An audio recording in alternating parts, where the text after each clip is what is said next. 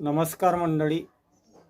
दिनांक 25 मे 2026 रोजी जळगाव जामोद तालुक्यातील घडलेल्या घटनेने पूर्ण बुलढाणा जिल्ह्यात हळहळ व्यक्त करण्यात येत आहे.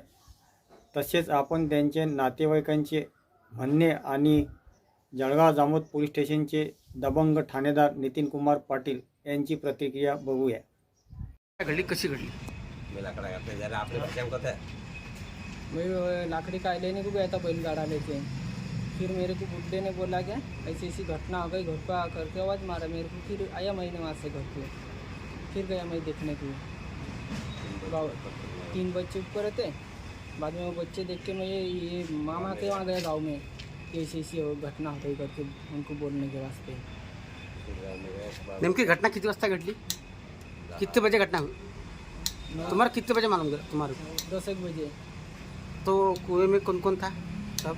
कुएं में वो 3 छोटे बच्चे आया हुए थे ऊपर। हाँ, वो बड़ा लड़का ने वो भाई वो पिताजी वो लड़के का पिताजी वो नहीं दिखा। फिर किसने निकाला उनको? उनको यादेश ने निकाला हाँ, बाद में। तर तुम्ही नेमका तुम्ही विहिरीत उतरल्या तेव्हा किती बॉड्या दिसल्या? दोन दोन. मग तुम्ही विहिरीत उतरल्यानंतर दोन ते विहिरीला पाणी किती होतं? कंबर एवढं, मग कंबर छाती एवढं. मग बाकी बॉड्या किती शोधल्या तुम्ही? आम्ही पाहिलं ना तरी.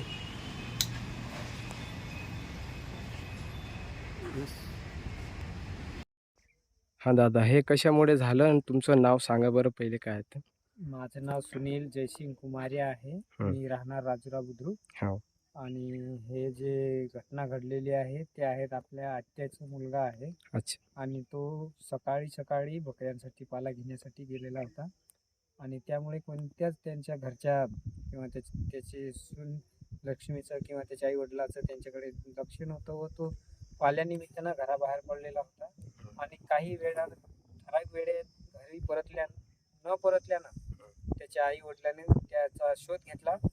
त्या शोधेनुसार त्याचा मृतदेह आणि त्या मुलांचा मृतदेह त्याच्याच हिस्सेवाट्यामध्ये जमिनीच्या वाट्यात विहिरीत पडलेले मृत्यू अवस्थेत पडलेले सापडले. पहिले कोण पाहिलं?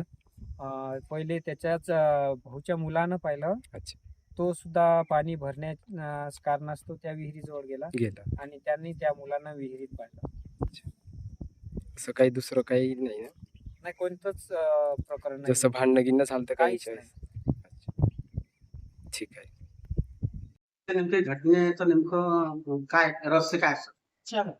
आज रोजी साधारणतः 11:15 वाजेच्या सुमारास आम्हाला अशी माहिती मिळाली की एका इसमाने स्वतः आत्महत्या केली आणि त्याची 4ही मुलांना विहिरीत टाकलेले आहे. या माहितीवरून आम्ही पोलीस स्टेशनसह तिथं त्वरित पोहोचलो असता गावकऱ्यांच्या मदतीने मृतकांच्या सर्व बॉडीज आणि विजय मुसा किराडिया वय 35 वर्ष राहणार राजुरा बुद्रुक भालांजन पाडा असं गावाचं नाव आहे. या ठिकाणी त्याने स्वतः त्याच्या शेतातील विहिरीत आत्महत्या केली आहे ना.